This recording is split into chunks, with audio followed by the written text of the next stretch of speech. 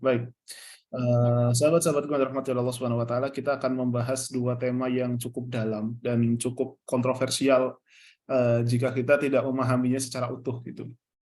Ya, karena sekali lagi kita akan membahas dua hal, yang pertama adalah qada dan qadar, dan nanti pembahasan kedua itu akan membahas tentang, apakah amal itu termasuk bagian daripada iman.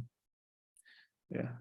Ya, apakah amal itu termasuk dari bagian iman? Karena ini terutama nanti pembahasan yang kedua ya, karena ini sensitif sekali, ya sangat sensitif sekali. Jadi saya harap untuk bisa lebih fokus saja insya Allah. Meskipun siang-siang ini kan paling enak sebenarnya rebahan gitu kan. Tapi Bismillah insya Allah niat niat baik kita insya Allah dan juhud kita diterima oleh Allah Subhanahu Wa Taala.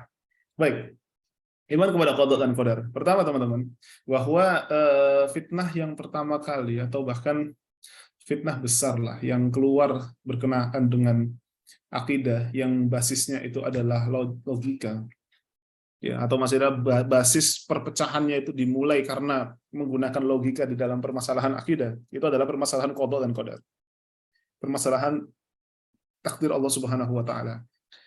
Apakah manusia itu mukhayyar atau manusia itu musayyar? Apakah manusia itu memiliki pilihan atau manusia itu justru tidak memiliki pilihan, dalam arti Allah Subhanahu wa taala yang menentukan semuanya gitu.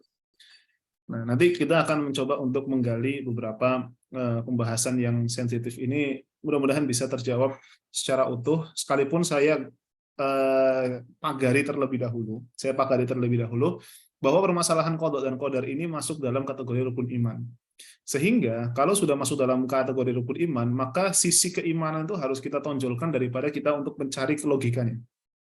Ya, jadi kalau toh misalkan nanti akan ada yang beberapa yang mengganjal, saya saya sarankan untuk lebih mendahulukan itu tadi gitu ya, kepercayaan ini terlebih dahulu gitu. Karena sekali lagi tidak semua hal itu bisa kita logikakan secara utuh gitu ya. Baik, kita mulai. Bismillahirrahmanirrahim. Al-Imam Al-Muzani menyebutkan fal khalqu 'amiluna bisabiqi ilmihi wa nafidhuna lima khalaqahum lahu min khairin wa syarrin la yamlikuna li anfusihim min at-ta'ati naf'a wa la yajiduna ila sarfil ma'siyati anha daf'a. Baik, fal khalqu 'amiluna bisabiqi ilmihi. Para makhluk adalah para pelaku perbuatan, artinya pelaku ya subjek perbuatan sesuai dengan ilmunya. Bisabiqi ilmihi, yang mendahului terjadinya perbuatan, mendahului perbuatan tersebut. Nah, dari penjelasan ini kita menarik kembali penjelasan yang tadi malam kita bahas, bahwa sesungguhnya ilmu Allah Subhanahu wa taala itu sifatnya azali, sudah sedari dulu. Artinya saat Allah Subhanahu wa taala itu menetapkan manusia melaksanakan sesuatu, itu bukan berarti Allah disifati sebagai Al-Qadir, itu bukan pada saat Allah Subhanahu wa taala menetapkan, tapi sebelum Allah Subhanahu wa taala sudah menetapkan, sebelum Allah Subhanahu wa taala menetapkan, Allah sudah disifati dengan sifat tersebut. Dan saat Allah Subhanahu wa taala menciptakan manusia, sebelum manusia itu melaksanakan sesuatu, Allah Subhanahu wa taala sudah mengetahui. Karena ilmu Allah Subhanahu wa taala, ya ilmu Allah Subhanahu wa taala itu sifatnya azali juga. Ya, maka sebelum penciptaan manusia, Allah Subhanahu wa taala sudah tahu apa rencana untuk manusia tersebut, ya, tentang apa yang akan dilaksanakan oleh makhluk Allah Subhanahu wa taala. Nah, makanya kenapa di sini Al-Imam Al-Muzani menyebutkan fal khalqu 'amiluna bisabiqi ilmihi, bahwa manusia itu melaksanakan suatu perbuatan sesuai dengan ilmu Allah Subhanahu wa taala. Artinya Allah Subhanahu wa taala tahu di situ. Ya, Allah Subhanahu wa taala tahu bahwa apa yang dilaksanakan manusia nanti di kemudian hari. Kenapa? Pertanyaannya adalah bagaimana mungkin Allah Subhanahu wa taala bisa tahu gitu ya? Apa sisi logika yang bisa kita ambil dalam hal tersebut? Kita tahu bahwa fisik sama logika itu sangatlah terbatas. Contoh yang kemarin saya sebutkan, bahwa sesungguhnya manusia itu mampu untuk melihat, tapi penglihatannya sangat terbatas. Ada yang matanya minus, ada yang matanya plus, dan lain sebagainya. Ya, atau pendengaran itu coba bayangkan, kalau toh misalkan kita tuh bisa mendengar semua hal, bayangkan betapa berisiknya telinga kita. Ya, mendengarkan suara truk yang ada di 1 kilometer dari kita, mendengarkan yang ini, mendengarkan kicauan burung yang ada di sana, berisik sekali. Makanya Allah Subhanahu wa taala atur pendengaran ini dengan sedemikian rupa, dengan penuh keterbatasan agar kita tidak merasa berisik. Tapi akal pun juga memiliki keterbatasan. Kalau misalkan teman-teman pernah naik gunung, ya, tiba-tiba pada saat sampai di pos berapa itu ada kayu bakar, ya, ada kayu bakar yang sudah terbakar dan ada asap di sana. Ya, ya sudah ada air bakar di sana. Secara logika akan bisa memahami bahwa ada orang yang di sini, ada orang yang pernah datang ke sini. Tapi pertanyaannya adalah logika bisa menjawab nggak siapa orang yang datang ke sini? Siapa orang yang datang di sini? Siapa orangnya? Logika nggak bisa menjawab di situ. Berarti ada keterbatasan di sana. Nah, maka dari itulah ilmu Allah Subhanahu wa taala yang begitu luas. Ya, ilmu Allah Subhanahu wa taala yang begitu luas, ya, tidak mungkin manusia itu mampu untuk mengetahui sesuatu yang lebih luas daripada Allah Subhanahu wa taala. Makanya kenapa Allah Subhanahu wa taala mengetahuinya gitu sebagai bentuk hikmah. Ada satu hikmah lain gitu. Ini jawaban-jawaban yang cukup nakal sebetulnya, tapi saya pikir ini menjadi jawaban yang cukup menarik. Apa itu? Bahwa manusia, ya, atau misalkan saya pribadi deh, saya itu lebih bersyukur kalau misalkan saya itu memiliki Tuhan yang mengetahui masa depan saya gimana. Kalau misalkan saya memiliki Tuhan yang tidak mengetahui masa depan saya gimana, ya, kita akan akan protes terus, kenapa kok aku jadi seperti ini gitu. Tapi kalau Allah Subhanahu Wa Taala tahu, dan Allah tidak mungkin Allah Subhanahu Wa Taala tidak mungkin zalim kepada saya, maka pasti akan ada ketetapan-ketetapan yang terbaik bagi diri saya. Fal khalqu 'amiluna bisabiqi ilmihi, bahwa makhluk itu adalah sebagai pelaku perbuatan sesuai dengan ilmu Allah Subhanahu wa taala. Ya, itu jadi Allah Subhanahu wa taala Maha tahu tentang apa yang akan kita kerjakan. Wa nafiduna lima khalaqahum lahu, ya, min khairin wa syarrin, dan para makhluk itu melaksanakan apa yang telah diciptakan olehnya berupa kebaikan dan keburukan. Nah, di sini teman-teman, kalau kita menggunakan sebuah perbandingan, ya, kan kalau kita melihat ada dua madhab besar, ya, dalam pemahaman atau dalam konteks qada dan qadar. Ada yang disebut sebagai qadariyah, ada yang disebut sebagai jabariyah, gitu. Ya, qadariyah ini dianut oleh dari kalangan Mu'tazilah. Meskipun ya qadariyah itu bermacam-macam. Ada qadariyah yang ghulat di situ, ya, atau qadariyah yang sangat ekstrim sekali, ada qadariyah yang ya tidak terlalu ekstrim lah, ya. Qadariyah yang tidak terlalu ekstrim lah. Bagi kalangan qadariyah, mereka mengatakan bahwasanya manusia itu menciptakan amalnya sendiri. Jadi af'alul ibad, perbuatan manusia itu mukhayyarah. Jadi perbuatan manusia itu ya tadi, manusia itu memilih. Dalam arti manusia itu yang menciptakan, yang membuat perbuatan tadi. Alasan mereka apa? Alasannya itu adalah karena Allah Subhanahu wa taala, kalau toh Allah yang menciptakan perbuatan manusia, menciptakan kebaikan dan keburukan, maka pertanyaannya adalah mungkinkah Allah Subhanahu wa taala menciptakan keburukan bagi makhluknya dan itu zalim kepada makhluknya? Dan Allah Subhanahu wa taala, ya, mustahil berbuat zalim kepada makhluknya. Kalau toh makhluknya itu berbuat salah, kalau toh ternyata nanti dimasukkan ke dalam neraka, itu adalah keadilan Allah Subhanahu wa taala. Tapi Allah memaksa makhluknya untuk berbuat buruk, itu kan sebuah kezaliman menurut mereka seperti itu. Ya, maka karena kemustahilan Allah Subhanahu wa taala itu mendolimi makhluknya, mustahilnya Allah Subhanahu wa taala menciptakan keburukan bagi makhluknya, maka menurut kalangan qadariyah, manusia yang membuat perbuatannya sendiri. Jadi manusia yang melaksanakan perbuatannya sendiri, yang menciptakan perbuatannya sendiri. Satu. Yang kedua adalah dari kalangan Jabariyah. Jabariyah mereka berpendapat bahwa kita itu seperti robot. Musayyar, kita itu seperti robot, kayak seperti digerakkan. Jadi mereka itu tidak membedakan pilihan manusia, amal manusia dengan gemetar.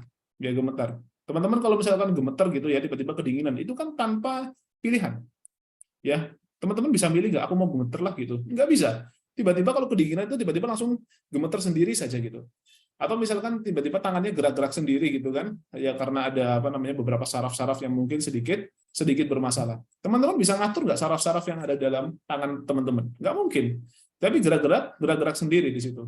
Atau misalkan sedang nahan buang air kecil ya, pasti kan agak sedikit gemeter kayak gitu kan. Teman-teman nggak bisa menahan itu. Nah, menurut mereka ya atau menurut kalangan Jabariyah bahwa pilihan manusia memiliki yang baik dan buruk itu sama seperti keadaannya orang yang gemeter tadi, tanpa pilihan di situ. Jadi seperti apa namanya benar dan salah gitu ya, memilih gitu ya, ikhtiar ya, memilih mana yang baik dan meninggalkan yang buruk di situ itu nggak ada bedanya dengan gemeter tadi. Nah, maka maka mereka itu adalah madhab Jabariyah. Nah, sekarang apa yang menjadi masalah daripada pemikiran ini? Atau konsekuensi daripada pemikiran ini itu apa? Kalau kita lihat konsekuensi dari pemikiran Jabariyah, ya konsekuensi dari pemikiran Jabariyah yang tidak membedakan antara apa namanya menggigil tadi atau gemeter tadi dengan pilihan manusia, ya konsekuensi atau seakan-akan manusia itu seperti robot, ya yang digerakkan gitu ya, yang digerakkan. Konsekuensinya itu adalah apa gunanya taklif, apa gunanya beban syariat. Apa gunanya Allah Subhanahu wa taala memberikan pilihan kepada manusia? Apa gunanya ada halal dan haram? Kalau ternyata Allah Subhanahu wa taala itu menciptakan manusia itu sudah di apa namanya didesain dengan mengikuti gerak yang di Allah Subhanahu wa taala ciptakan seperti dari kalangan pikiran karangan Jabariyah tadi. Maka itu akan membatalkan semua syariat, akan membatalkan semua hukum, nggak ada gunanya sama sekali, nggak ada gunanya. Kalau konsekuensi daripada pemikiran Jabariyah. Nah, konsekuensi daripada pemikiran Qadariyah adalah, ya, kalau Qadariyah ini termasuk yang dianut bahkan sampai di era modern ini. Ya.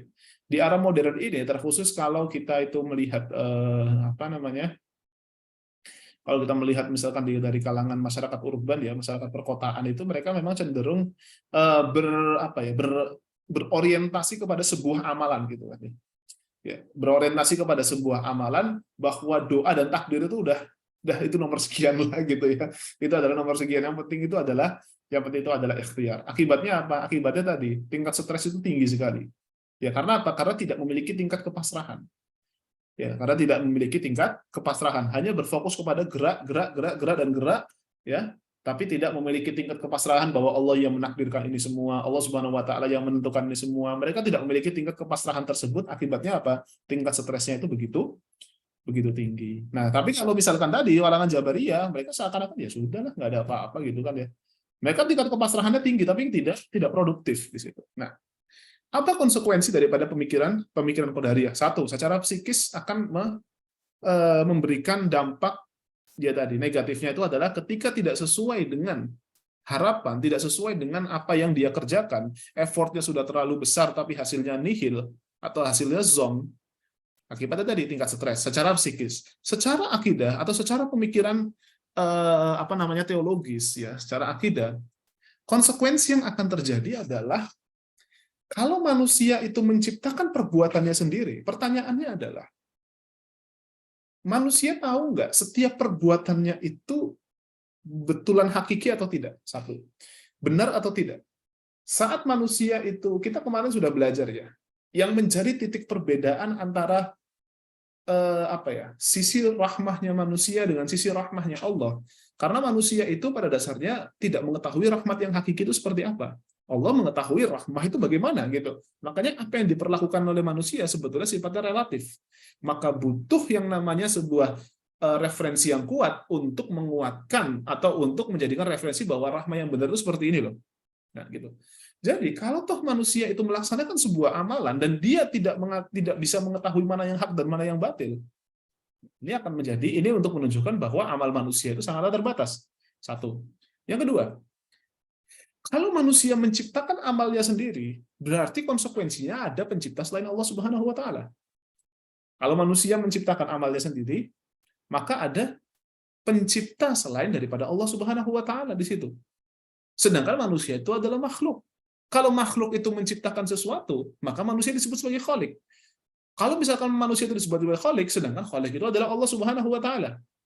Ya, khalik itu adalah Allah Subhanahu wa taala. Maka nanti efek ke depannya itu adalah ya tadi, maka akan ada pencipta, akan ada anggapan bahwa ada pencipta selain Allah Subhanahu wa taala. Nah, di situ. Jadi konsekuensi daripada sisi akidah dan konsekuensi dari sisi psikis dan produktivitas itu pasti akan berbeda sekali. Akan menjadi masalah. Nah, lalu bagaimana berkenaan dengan ahlu sunnah wal jamaah? Kita mengambil daripada narasi yang disebutkan oleh Al-Imam Al-Muzani. وَنَافِذُونَ لِمَا خَلَقَهُمْ لَهُ مِنْ خَيْرٍ وَشَرٍ. Dan para makhluk itu melaksanakan apa yang telah diciptakan olehnya berupa kebaikan dan keburukan. Nah, baik. Sebetulnya kita akan kesulitan untuk menjawab, mengambil jalan tengah dari ini semua. Ya. Tapi kita hanya sebenarnya butuh satu kalimat saja gitu. Satu kalimat yang perlu kita tambahkan untuk menjadi jalan tengah di antara dua pemikiran tadi. Apa itu? Kalau dalam studi ilmu kalam studi ilmu kalam itu ada istilahnya sendiri memang. Ya, ada istilah sendiri. Ada yang disebut sebagai takdir atau ya ketetapan qadha, ketetapan, ada yang disebut sebagai kasab. Kasab itu artinya menggapai. Menggapai.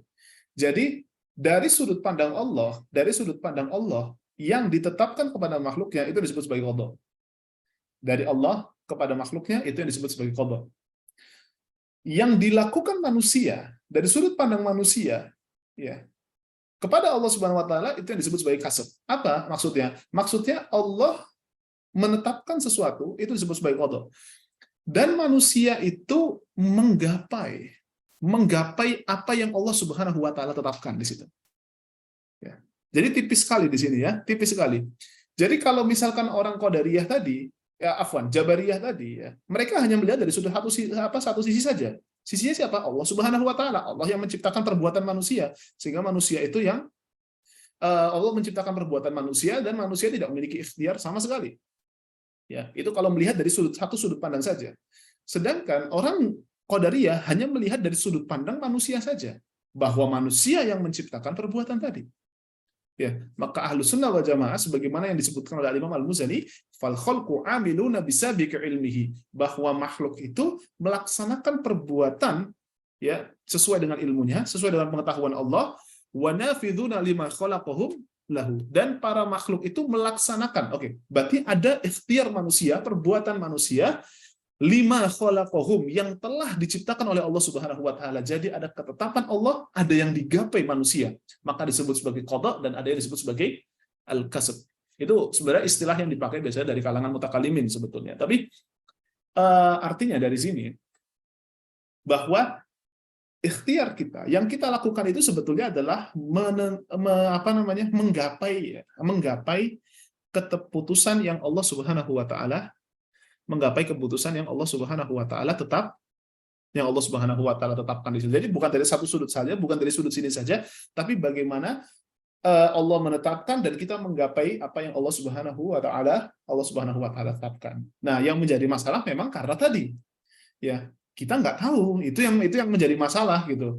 Yang menjadi masalah karena kita tidak mengetahui kita ujung-ujungnya ada di mana di situ. Nah, maka dari itulah disitulah letak kita untuk menyerahkan semuanya pada Allah Subhanahu wa taala. Nah, karena gini teman-teman kalau toh kita itu ini dari sisi aplikatif Kalau misalkan teman-teman mau yang masih mendebat atau misalkan ada beberapa orang yang mendebat, Ustadz kayaknya nggak logis kalau misalkan kita itu menggapai apa yang Allah Subhanahu wa taala tetapkan dan Allah Subhanahu wa taala menetapkan dan kita menggapai itu semua gitu. Tapi kan kita nggak tahu juga Ustadz ujungnya ada di mana gitu. Nah, justru kalau toh misalkan ada atau di tengah perjalanan hidup kita atau di tengah episode kehidupan kita terkena masalah. Kita terkena masalah. Apa hikmah di balik kita itu ada kepasrahan dari sisi kita tidak mengetahui ujung kita seperti apa? Apa itunya? Apa hikmahnya? Hikmahnya itu adalah agar kita tidak menghukumi di sebagian daripada episode kehidupan kita. tidak menghukumi sebagian daripada episode kita. Karena terkadang seringkali ada orang gitu ya, nilai ketawakalannya itu tidak ada, nilai menyerahkan semuanya pada Allah Subhanahu wa taala tidak ada, hanya berfokus kepada ikhtiar dia saja, atau hanya berfokus kepada ketetapan Allah Subhanahu wa taala, akibatnya dia itu sedih. Ya. Dan selalu mempertanyakan tentang ilmu Allah Subhanahu wa taala, akibatnya dia itu akan stres. Nah, sebetulnya kita itu tidak boleh menghukumi ya setengah atau sebagian daripada episode kehidupan kita. Antum coba deh, ya, antum baca buku novel misalkan, ya, antum baca buku novel, novelnya siapa, novelnya Terelie lah, atau novelnya apa namanya, yang lain-lain gitu, atau antum nonton baca novelnya Dan Brown misalkan, ya, misalkan Inferno gitu, antum misalkan di Inferno itu ada beberapa bab, gitu ya, ada beberapa bab, atau dalam satu novel ada 20 bab misalkan, ada 20 bab, antum baru baca 2 bab atau baca 3 bab, langsung antum menghukumi, wah ini novel jelek, nggak guna, pokoknya buruk lah. Adil atau enggak seperti itu? Tentu tidak adil. Ya, kenapa? Antum belum baca selesai, sehingga antum tidak tahu apakah ini akan happy ending atau tidak. Ya, maka antum baru bisa menyelesaikan atau bisa menghukumi novel tadi, kalau antum sudah selesai membaca novel itu sampai selesai. Kalau sudah sampai selesai, baru antum hukumi, wah ini novel bagus, wah ini novel nggak bagus, seperti itu. Sama ya, akhi. Ketika antum itu punya episode kehidupan yang sangat panjang ya, umur kita antara 1 sampai 70, ini episode kehidupan kita. Lalu di umur 35 atau di tengah-tengah kehidupan kita jatuh. Ya, kita jatuh, ya kena masalah, baik masalah ekonomi, keluarga, dan lain sebagainya.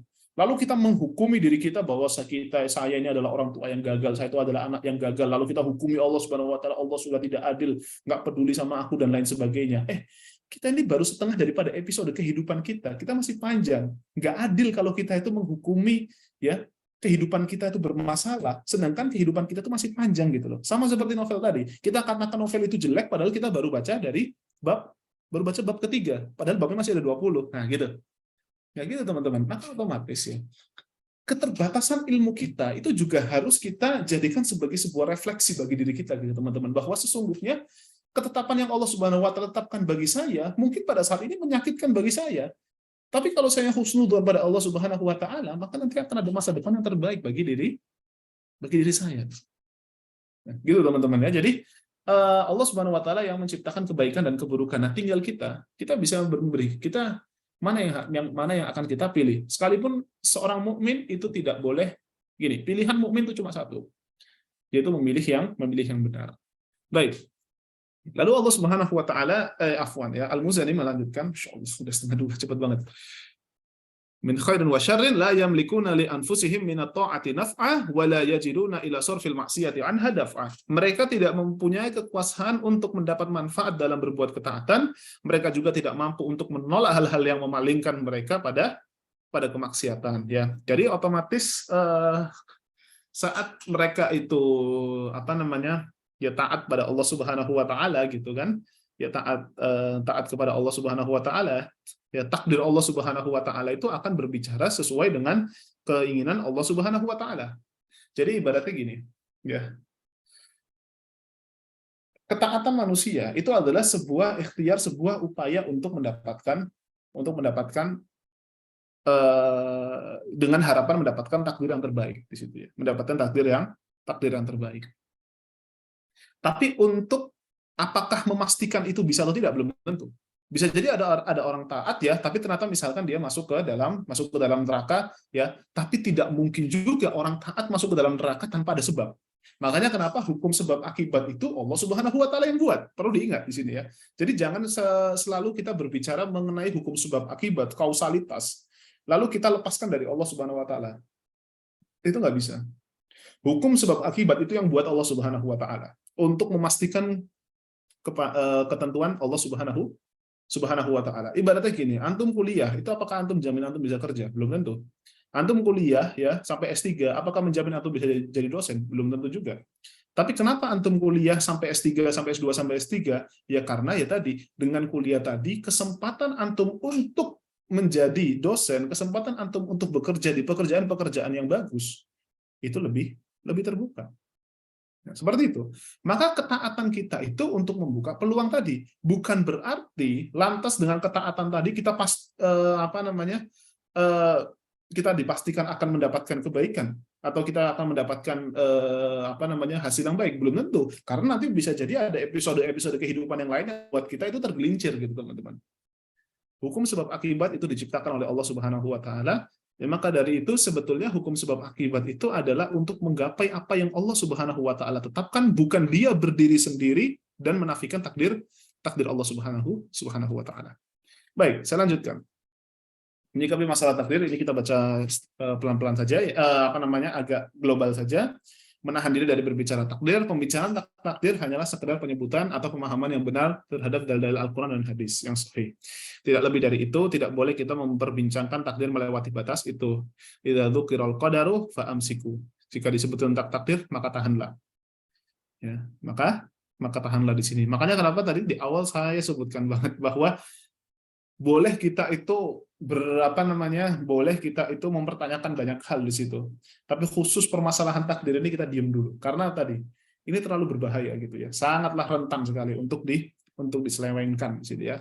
Beriman bahwa segala yang baik maupun yang buruk telah ditakdirkan oleh Allah Subhanahu wa taala. Al-Imam Asy-Syafi'i rahimahullah menyatakan fa innan nasa lam yakhluqu a'malahum wa hiya khalqun min khalqillahi ta'ala af'alul ibadi wa innal qadara khairahu wa syarrahu minallahi azza wa jalla. Dan sesungguhnya manusia tidaklah menciptakan perbuatan mereka sendiri. Nah, karena apa? Konsekuensi kalau manusia menciptakan perbuatan sendiri, maka ada khalik selain Allah Subhanahu wa taala. Perbuatan-perbuatan para hamba adalah salah satu makhluk dari ciptaan Allah. Dan sesungguhnya takdir baik dan buruknya berasal dari Allah Azza wa Jalla, yang diriwayatkan oleh Al-Baihaqi dalam Manaqibus Syafi'i. Tentang takdir keburukan, baik, ini kita baca secara akidah dan keyakinan, kita harus meyakini bahwa segala sesuatu baik dan buruknya berasal dari takdir yang telah Allah tetapkan, berjalan atas kehendak Allah. Namun secara adab kita tidaklah menisbatkan keburukan kepada Allah Subhanahu wa taala, karena Rasulullah SAW bersabda, "Wa syarru laisa ilaik," dan keburukan tidaklah dinisbahkan kepada Allah Subhanahu wa taala. Tidak boleh kita menisbatkan keburukan kepada Allah. Sebagai contoh dalam berdoa, kita tidak boleh menyatakan wahai Tuhan pencipta keburukan, wahai Tuhan pencipta syaitan, dan ungkapan-ungkapan semisalnya. Ya, karena gini teman-teman ya, terkadang kita itu harus dalam bab akidah itu harus banyak menjaga adab terhadap Allah Subhanahu wa taala, terkhusus dalam hal-hal yang gaib. Menjaga adab itu penting. Ada satu narasi yang disebut oleh Ibnu Abil Is Al-Hanafi dalam Syarah Aqidah At-Tahawiyah, itu menarik sekali ketika beliau itu mengkritisi para mutakallimin yang lebih mengedepankan penafian terhadap sifat-sifat Allah Subhanahu wa taala. Misalkan mereka mengatakan Allah Subhanahu wa taala tidak di atas, tidak di bawah, tidak di kanan, tidak di kiri, tidak ini, tidak itu, tidak ini, tidak itu. Allah Subhanahu wa taala tidak mungkin seperti ini, tidak mungkin seperti ini, tidak mungkin seperti ini, tidak mungkin seperti ini, tidak mungkin seperti ini. Nah, meniadakan tadi itu ya mungkin secara logis dan bisa jadi juga secara syar'i itu benar, tapi apakah itulah pantas menjadi adab kepada Allah Subhanahu wa taala? Itu nggak pantas teman-teman. Ibaratnya gini deh, kalau teman-teman ketemu sama presiden misalkan, atau ketemu sama orang yang teman-teman kagumi, kalau teman-teman ingin memuji presiden tadi, ingin memuji orang yang dikagumi, itu kan pasti menyebutkan perkataan-perkataan yang baik kan. Bapak ini adalah orang yang bijak, Bapak ini adalah orang yang baik, Bapak ini adalah orang yang dermawan, Bapak ini adalah orang yang lurus. Nikmat nikmat sekali itunya pujian tadi. Tapi kalau toh misalkan kita itu memuji dengan menafikan sesuatu, misalkan contoh, Bapak itu tidak zalim, Bapak itu tidak zalim, Bapak itu tidak jahat ya, Bapak itu tidak tidak pelit, Bapak itu tidak ini, tidak ini, tidak ini, tidak itu, tidak ini, tidak itu. Coba bandingkan lebih punya adab yang mana? Yang mengitsbat sebuah pujian atau yang menafikan sebuah kekurangan? Pasti sebagai adab mengitsbat atau menetapkan sebuah pujian itu lebih diutamakan daripada menafikan sebuah kekurangan. Kamu itu nggak buruk, kamu itu nggak jahat, kamu itu nggak baik, kamu itu nggak pelit dan lain sebagainya. Dibandingkan dengan kamu itu dermawan, kamu itu baik, kamu itu luar biasa. Pasti lebih enak menetapkan sebuah kebaikan bagi orang daripada menafikan keburukan. Sama seperti kepada Allah Subhanahu wa taala. Kebanyakan menafikan sesuatu pada Allah Subhanahu wa taala, oke, secara logik itu mungkin betul, secara syar'i itu betul. Namun tadi ada adab kepada Allah Subhanahu wa taala. Apakah Allah Subhanahu wa taala menghendaki keburukan? Nah, ini jawabannya. Jika ada pertanyaan apakah Allah menghendaki terjadi keburukan, apakah Allah menghendaki terjadi kekufuran, malapetaka, kemaksiatan, kesesatan, dan keburukan lainnya, jawabannya adalah ya. Allah menghendaki secara kauniyah, qadariyah, bahwa itu terjadi keburukan. Ya, perhatikan, ini dua hal yang perlu berbeda. Menghendaki itu dalam arti bukan menginginkan, berbeda ya. Ya, menghendaki itu artinya ketetapan itu terjadi, iya itu ketetapan itu terjadi. Tapi secara syariah, secara keinginan, apakah Allah Subhanahu wa taala menginginkan hal tersebut? Tidak. Ketetapan itu terjadi, ya ini ketetapan itu terjadi. Orang tiba-tiba melaksanakan sebuah keburukan misalkan. Apakah ketetapan itu terjadi? Ya, ketetapan itu terjadi. Allah Subhanahu wa taala tahu atau enggak? Allah Subhanahu wa taala tahu. Dan ketetapan itu sudah terjadi. Tapi apakah Allah Subhanahu wa taala menginginkan hal tersebut? Artinya ridho dengan perbuatan tersebut? Tidak. Ya, tidak di sana. Ya baik. Jadi tadi ya, ketetapan itu terjadi, Allah Subhanahu wa taala tahu, Allah Subhanahu wa taala tahu.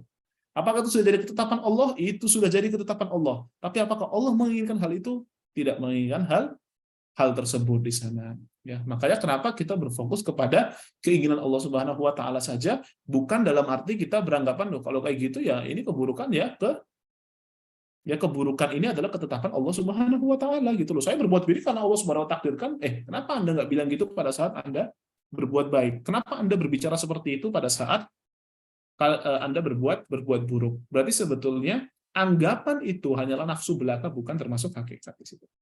Iroda kauniyah adalah kehendak Allah yang pasti terjadi. Pasti terjadi berlaku secara umum baik pada hal-hal yang diridhoi dan dicintai oleh Allah maupun pada hal-hal yang dibenci dan dimurkai oleh Allah Subhanahu wa taala. Jadi yang terjadi itu adalah disebut sebagai irodah kauniyah. Adapun irodah syar'iyah itu adalah yang sesuai dengan keinginan Allah Subhanahu wa taala. Baik. Afwan. Ada 4 tahapan dalam memahami takdir ya. Pertama itu adalah ilmu Allah. Allah Maha mengetahui segala sesuatu termasuk apa yang akan terjadi di alam semesta ini secara detail. Allah Maha mengetahui segala sesuatu sebelum terjadinya. Innallaha bikulli syai'in alim. Al-Imam Syafi'i rahimahullah menyatakan al-qadariyah, para pengingkar takdir ya, yang disebut oleh Rasulullah SAW sebagai majusinya umat ini adalah orang-orang yang menyatakan bahwa Allah tidak mengetahui kemaksiatan sampai terjadinya kemaksiatan. Artinya kalau toh misalkan orang itu belum berbuat maksiat, Allah nggak tahu kalau itu kalau Allah Subhanahu Wa Taala, kalau dia belum berbuat maksiat, Allah nggak tahu. Tapi kalau sudah berbuat maksiat, Allah Subhanahu Wa Taala tahu. Berarti dia membatasi ilmu Allah Subhanahu Wa Taala, itu bermasalah. Yang kedua, penulisan ilmu Allah terhadap yang akan terjadi hingga hari kiamat pada Lauhul Mahfuz, hanya Allah saja yang tahu tentang isi Lauhul Mahfuz. Ma asaba min musibatin fil ardi wala fi anfusikum illa fi kitabim min qabli an nabra'aha inna dzalika 'ala Allahi yasir. Kataballahu maqadir al-khalaiqi qabla an yakhliqa as-samawati wal arda bi 50 alf sanah. Hadis riwayat Muslim. Ya. Lalu ini lanjutannya ya, yang ketiga, kehendak Allah, segala sesuatu yang terjadi pasti akan atas kehendak Allah. Tidak ada sesuatu pun yang terjadi di luar kehendak Allah. Dan tidak ada satupun kehendak Allah yang tidak terlaksana. Walau sya'allahu ma fa'alu. Innama amruhu idza arada syai'an ay yaqula lahu kun fayakun. Nah, itu sudah jelas. Yang keempat, penciptaan coba kita lihat di bawahnya. Kehendak di sini yang dimaksud adalah iradah kauniyah. Sedangkan iradah syariah bisa terjadi, bisa jadi tidak terjadi. Ya karena tadi gitu kan, kalau dia itu taat maka itu semua terjadi. Tapi kalau misalkan manusia itu tidak taat, ya berarti tidak termasuk iradah syariah tadi. Penciptaan segala sesuatu adalah ciptaan Allah, termasuk manusia dan amalannya. Allahu khaliqu kulli syai'. Wallahu khalaqakum wama ta'malun. Itulah 4 tahapan dalam keimanan terhadap takdir. Jika seseorang mengingkari 2 tahapan, pertama tentang ilmu Allah dan penulisan takdir, maka ia adalah qadariyah yang sampai pada taraf kafir karena ia tidak beriman terhadap ilmu Allah. Sebagaimana perkataan Imam Syafi'i tentang qadariyah, jika seseorang mengingkari tahapan ketiga atau keempat, maka ia adalah Mu'tazilah yang menyimpang para ulama. Baik. Bismillahirrahmanirrahim. Alhamdulillah ya, kita udah selesai sampai tadi masalah qadar dan qadar, semoga bisa dipahami ya. Nah, sekarang kita akan berbicara berkenaan dengan apakah iman itu tentang bagaimana iman itu bukan sekedar keyakinan dalam hati tapi juga ada qaulun wa amal. Baik, nanti saya akan menjelaskan beberapa detail dan termasuk beberapa beberapa hal-hal sensitif dalam urusan seperti ini, karena ada beberapa salah seorang ulama yang sangat kita hormati itu yang apa ya, bukan termakan dalam arti kalau kita tidak pahami perkataan beliau secara utuh, kita akan menganggap beliau ini bermasalah. Ya. Yang jelas adalah permasalahan qada dan qadar khilafnya di antara qadariyah dan jabariyah. Nah, permasalahan iman ini nanti khilafnya itu tentang, ya sebenarnya kalau yang pertama itu qadariyah jabariyah, ya tentu ahlu sunnah wal jamaah punya pendapat yang adil dalam hal itu. Nah, tapi kalau khusus masalah iman itu apa qaulun wa amal, nanti kaitannya itu dengan kalangan khawarij sama murji'ah. Baik, bagaimana? Coba kita jelaskan. Wal imanu qaulun wa amal. Iman adalah ucapan dan perbuatan. Ma'tiqadihi bil jinan ya, atau bil janan, bersamaan dengan keyakinan dalam hati. Iman adalah terus apa ini? Qaulun bil lisani wa amalun bil jawarih wal arkan. Wa huma sayyan wa nidhaman wa qarinan la nufarriqu bainahuma la imana illa bi amalin wa la amala illa bi iman. Iman adalah ucapan dan perbuatan ya. Karena saya dapat referensi itu bil jinan gitu ya. Wallahu a'lam. Iman adalah ucapan dan perbuatan bersamaan dengan keyakinan di dalam hati. Iman adalah ucapan dengan lisan dan perbuatan dengan anggota tubuh. Keduanya adalah dua sisi yang melekat tak terpisahkan. Tidak ada iman kecuali dengan amal dan tidak ada amal kecuali dengan iman. Baik. Kawan-kawan dirahmati Allah Subhanahu wa taala. Kenapa hal ini itu disebutkan oleh Al-Imam Al-Muzani? Ya. Kenapa hal ini itu disebutkan oleh Al-Imam Al-Muzani? Sebetulnya kan permasalahan iman itu gampang aja. Udah iman sama Allah Subhanahu wa taala gitu, ya, bersyahadat lalu beramal. Alhamdulillah selesai. Tapi masalah ini keluar karena ada fitnah terjadi terkhusus dari kalangan Jabariyah, dari kalangan dari dari kalangan Khawarij dan dari kalangan Murji'ah. Sebagian mutakallimin, ya, atau gini, kenapa pertama Al-Imam Al-Muzani mengapa memulainya dengan al-imanu qaulun wa amal? Iman itu ucapan dan perbuatan. Kenapa kau tidak i'tiqad terlebih dahulu, hati terlebih dahulu? Biasanya kan kalau kita belajar tentang iman, al-imanu itu tasdiqu bil qalb wal iqraru bil lisan wal amalu bil jawarih. Iman itu adalah mengimani dalam hati, ya, atau meyakini dalam hati, mengikrar dengan lisan, dan beramal dengan jawarih, dengan perbuatan fisik. Nah, tapi kenapa kok Al-Imam Al-Muzani di sini menyebutkan qaul wa amal dulu? Lalu setelah itu ma'tiqadihi, bersamaan dengan keyakinan. Bahwa di sini teman-teman, ada sebagian dari kalangan mutakallimin, ya, yang menganggap bahwa iman itu hanya tasdiqun fil qalb. Ya, tasdiq fil qalb. Meyakini dalam hati saja. Loh, kok bisa Ustaz? Lalu bagaimana dengan iqrar bil lisan, atau bagaimana dengan syahadat? Dari kalangan mutakallimin ini, ya, dari kalangan mutakallimin ini menganggap bahwa yang Allah Subhanahu wa taala butuhkan itu adalah iman dalam hati. Adapun qaul atau ucapan atau ikrar itu adalah untuk manusia, dalam arti gini, agar dia dianggap sebagai seorang mukmin maka dia harus berikrar, gitu. Ya. Agar dia dianggap sebagai mukmin maka dia harus berikrar. Jadi untuk melaksanakan kewajiban duniawinya atau kewajibannya sebagai seorang mukmin, dalam arti dia dianggap sebagai seorang mukmin oleh masyarakatnya sehingga dia itu disolati ketika dia meninggal, dia dimandikan ketika dia itu meninggal, lalu dia diperlakukan sebagai seorang mukmin, maka itulah qaul. Maka itulah guna daripada asyhadu alla ilaha illallah. Jadi sebetulnya iman itu cuma ada dalam hati saja menurut mereka. Iman itu dalam hati saja, qaul itu hanya untuk memastikan dia itu melaksanakan atau diperlakukan sebagai seorang mukmin. Ya. Ya, jadi ikrar itu ibaratnya hanya di dunia saja. Intinya itu ada dalam hati. Ikrar intinya dalam hati. Yang Allah butuhkan dalam hati, sedangkan ikrar itu hanya urusan di dunia saja.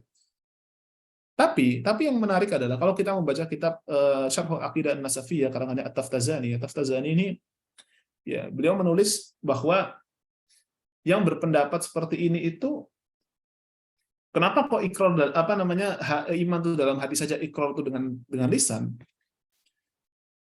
Tapi mereka memberikan catatan gini, kalau orang yang menolak dan mengingkari ikrar dengan lisan, dalam arti gini, mereka menganggap bahwa iman dalam hati saja. Ikrar dalam lisan itu urusan dunia.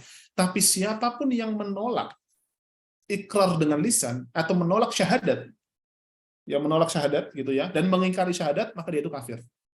Kayak gitu. Ya, jadi agak sedikit unik nih. Jadi hakikat daripada iman itu ada dalam hati, tapi ikrar itu adalah urusan dunia. Tapi mengingkari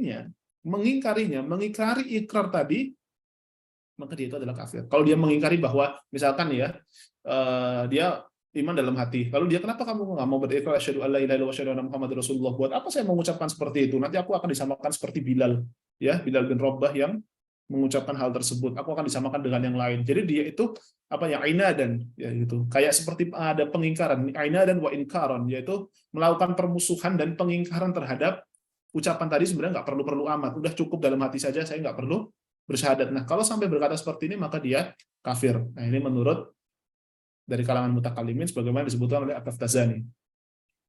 Oh, afwan, bukan di Syarh Aqidah Nasafiyah, yang disebutkan oleh Syarhul Aqaid. Di Syarhul Aqaid. Nah, tapi permasalahannya adalah, teman-teman ya, permasalahannya itu adalah orang yang berpikir seperti ini, dari kalangan mutakalimin seperti ini tuh, karena berpikir terlalu filosofis seperti ini, akibatnya mereka ada perbedaan pendapat. Perbedaan pendapatnya apa? Terjadi perbedaan pendapat di kalangan mereka. Apa perbedaan pendapatnya? Mereka berdebat persoalan kalau misalkan ada orang yang beriman kepada Allah dan beriman kepada Rasulullah di dalam hati, tapi mereka diam.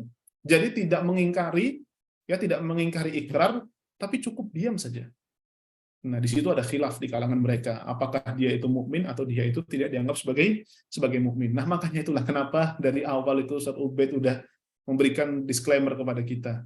Sebetulnya masalah akidah itu enggak udahlah gampang banget sebetulnya.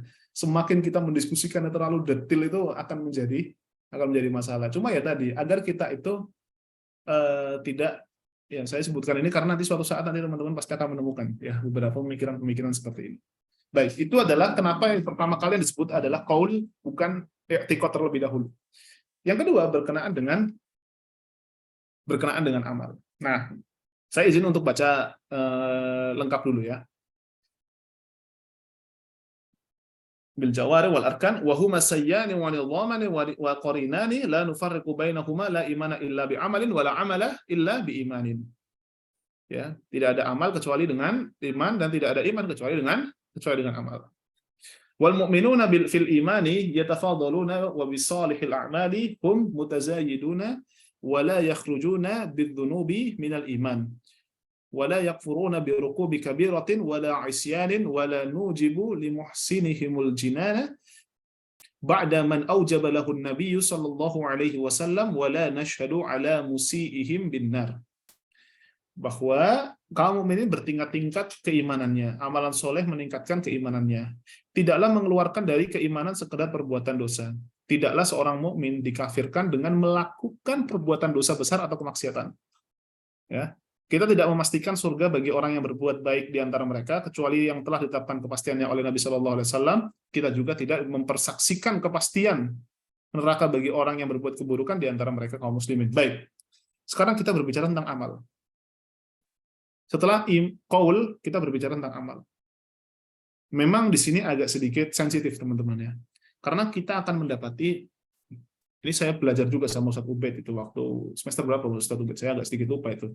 Syarah Aqidah An-Wasiti, Syarah Aqidah Syarh Aqidah Tahawiyah menyebutkan bahwa Al-Imam Al-Hanafi, Al-Imam Abu Hanifah. Al-Imam Abu Hanifah berkata bahwasanya amal itu bukan termasuk iman. Ya, amal bukan termasuk daripada iman. Sedangkan kalau kita melihat ulama di era setelahnya seperti Al-Imam Syafi'i mengatakan bahwasanya amal itu termasuk daripada iman. Nah, sebetulnya Ya, sebetulnya kalau kita fahami secara maknawi, ya, kalau kita fahami secara maknawi, perkataan Abu Hanifah sebenarnya nggak ada masalah sebetulnya. Karena menurut Abu Hanifah, ya menurut Imam Abu Hanifah, kita lihatlah ya dari apa namanya beberapa referensi-referensi. Bahkan kalau kita mengambil dari referensi-referensi dari kalangan Maturidi, karena memang orang-orang Maturidi itu kan biasanya bermadzhab Hanafi. Mereka mentakwilkan perkataan Imam Abu Hanifah bahwa Imam Abu Hanifah itu tidak mengatakan amal itu bukan iman, maksudnya itu adalah bukan aslul iman tapi far'ul iman. Gitu ya. Maksudnya apa? Jadi gini, orang kalau misalkan konsekuensinya ya menganggap kalau akidah Ahlussunnah wal Jamaah jelas bahwasanya amal itu termasuk bagian dari iman, bisa naik dan bisa turun. Bisa naik dan bisa turun. Ini berbeda dengan kalangan kaum Khawarij. Kaum Khawarij mengatakan amal itu termasuk daripada iman, bi aslihi maksudnya apa bi aslihi? Bi aslihi itu maksudnya adalah kalau toh orang itu tidak beramal, melaksanakan dosa besar pasti dia itu kufur, batal keimanannya gitu. Tapi Ahlussunnah wal Jamaah tidak seperti itu. Ya, bahwa amal itu termasuk daripada bagian iman. Termasuk daripada bagian iman. Tapi bagi pelaku dosa besar, maka imannya sedang turun di situ. Ya, imannya bisa turun karena dosa besar. Tapi kalau dia taat, maka dia imannya akan naik di sana. Nah, bagaimana kita memahami Al-Imam Abu Hanifah tadi? Kenapa kok Imam Abu Hanifah itu bisa kita cek dari berbagai macam riwayat? Imam Abu Hanifah menolak iman itu amal termasuk daripada iman di situ. Bukan secara asal, dalam arti maksud Imam Abu Hanifah adalah bahwa iman amal itu maksudnya bukan asal itu dalam arti kalau toh misalkan orang itu tidak beramal lantas langsung dikafirkan gitu, tidak menurut Imam Abu Hanifah. Karena kalau toh misalkan orang tidak beramal atau melaksanakan dosa besar itu gugur keimanannya, maka apa bedanya dengan Khawarij? Tapi pertanyaannya adalah kenapa kok secara spesifik Imam Abu Hanifah itu menyebutkan amal itu bukan termasuk iman? Perlu diingat latar belakang, teman-teman. Perlu diingat latar belakang. Kenapa pentingnya kita harus belajar sejarah? Masa Imam Abu Hanifah itu adalah masa perpindahan, ya, masa apa ya bahasanya itu? Ya masa perpindahan dari Bani Umayyah menuju Bani Abbasiyah. Dari Bani Umayyah menuju Bani Abbasiyah. Madhab yang sedang dihadapi oleh Imam Abu Hanifah paling banyak di wilayah Kufah pada saat itu adalah Khawarij. Paling banyak itu adalah Khawarij. Maka Imam Abu Hanifah sangat sangat berhati-hati dalam sebuah istilah karena beliau adalah imam besar di situ. Karena kalau sampai Imam Abu Hanifah mengatakan amal itu adalah bagian daripada iman, maka nanti akan di-framing daripada sama orang Khawarij. Oh, ternyata Imam Abu Hanifah itu sepakat dengan kami. Bahwasanya amal itu menentukan keimanan seseorang. Dalam arti kalau orang tidak beramal maka dia itu dihukumi kafir. Nah, gitu teman-teman. Jadi Imam Abu Hanifah melihat bahwa di wilayah tersebut itu memang Khawarij itu sangat luar biasa. Dan konsekuensi yang akan terjadi jika Imam Abu Hanifah mengatakan seperti itu, gitu ya. Makanya kenapa kita butuh penafsiran perkataan Imam Abu Hanifah. Karena konsekuensi daripada ucapan itu, Khawarij ini, itu kan sedari dulu ya, permasalahan tahkim itu sudah menjadi bumbu munculnya Khawarij. Tahkim ya, antara Ali bin Abi Thalib dengan Muawiyah bin Abi Sufyan. Itu ada pemercik semua Khawarij. Ya, pemercik di mana Khawarij itu datang. Ya, mereka mengkafirkan Muawiyah, mereka mengkafirkan Ali bin Abi Thalib dengan mengatakan ini hukmu illa lillah, bahwa hukum itu hanya milik Allah Subhanahu wa taala. Nah, karena yang menjadi Khawarij, konsekuensi daripada Khawarij itu akan tersebar, yang menjadi masalah itu adalah nanti akan terjadi satu dengan yang lainnya itu akan saling mengkafir-kafirkan. Bahkan teman-teman, kalau kita cek di dalam Kitabul Firaq, ya, tentang firqah-firqah bermasalah, kita bisa lihat bahwa firqahnya Khawarij itu cukup banyak sebetulnya. Kenapa firqahnya Khawarij itu cukup banyak? Karena tadi mereka itu selalu tidak ada kesepakatan dengan yang lainnya. Orang itu kan tidak selalu berada di dalam keimanan terus. Dia mungkin terkadang dia khilaf, terkadang dia berdosa dan lain sebagainya. Sedangkan kalau toh satu sama lain itu mudah mengkafirkan, ya, nanti mereka pertama mengkafirkan musuhnya. Terus setelah itu ya, ketika mereka sudah berkumpul ya, ternyata ada satu ketidakkesepakatan atau misalkan salah satunya itu khilaf, tiba-tiba minum khamr dan lain sebagainya, temannya nanti akan mengkafirkan temannya lagi, bermusuhanlah dia. Lalu setelah itu nanti akan pecah lagi, terus seperti itu.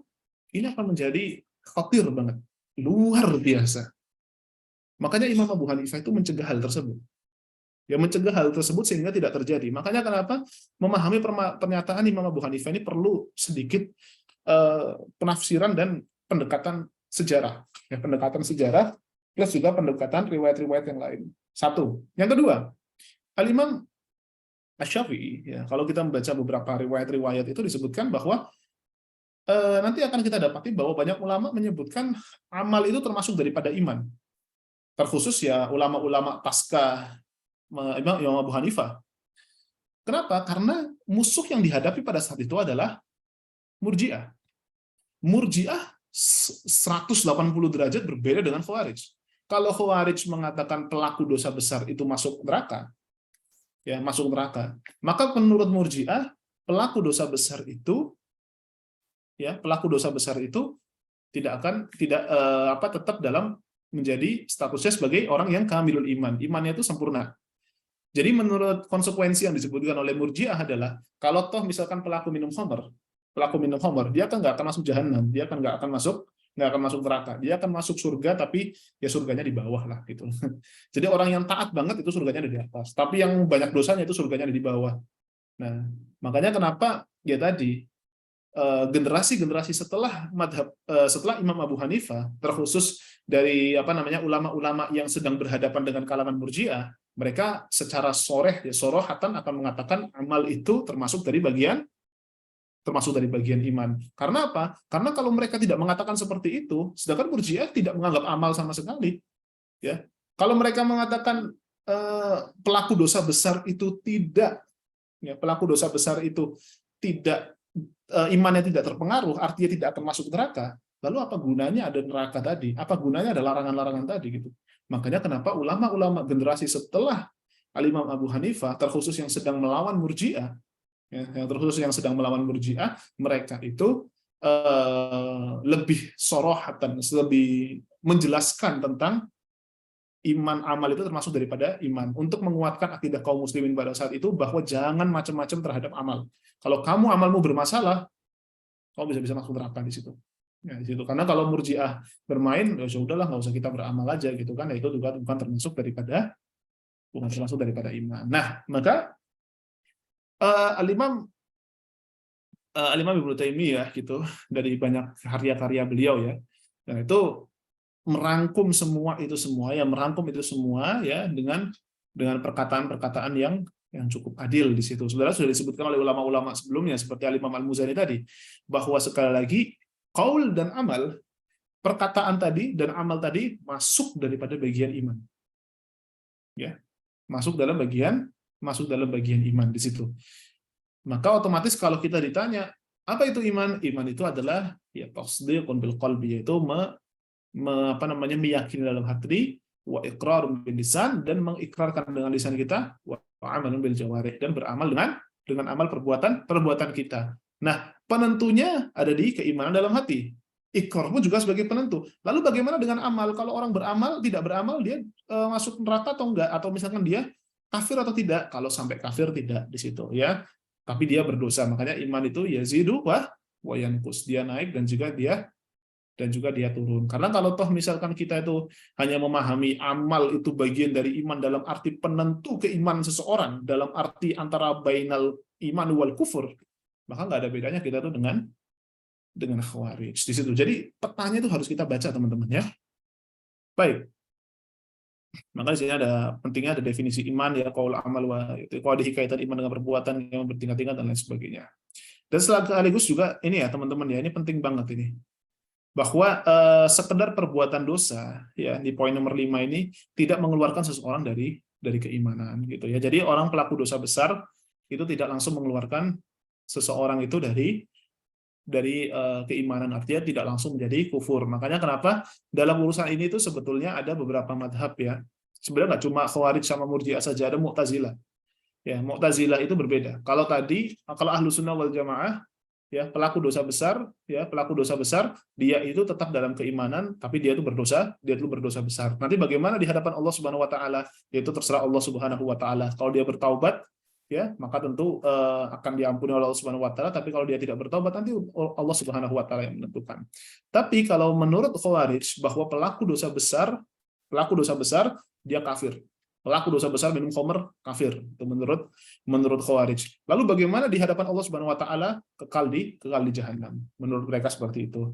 Lalu seperti Murji'ah bagaimana? Kalau Murji'ah mengatakan pelaku dosa besar nggak ada masalah, imannya tetap kokoh ya. Lalu bagaimana nanti di akhirat? Di akhirat dia nggak masuk neraka, dia tetap masuk di surga, tapi di level yang bawah. Lalu ada yang terakhir yaitu adalah Mu'tazilah. Mu'tazilah mereka menganggap bahwa pelaku dosa besar itu pelaku dosa besar di dunia tidak mukmin dan tidak kafir. Lalu statusnya gimana? Dia manzilatun baina manzilatain. Ada posisi di antara dua posisi, maksudnya di antara iman dan kufur. Lalu bagaimana di akhirat? Kalau di akhirat dia akan kekal di dalam neraka. Seperti itu. Ya, jadi beberapa madhabnya. Baik, saya izin bacakan di sini. Semua penyebutan terhadap personal tertentu dalam Al-Quran dan hadis Nabi yang sahih bahwa ia masuk surga, kita tetapkan dan imani kebenarannya. Demikian juga untuk orang-orang tertentu yang dipastikan masuk ke neraka dalam Al-Quran maupun hadis Nabi yang sahih, maka kita juga pastikan demikian.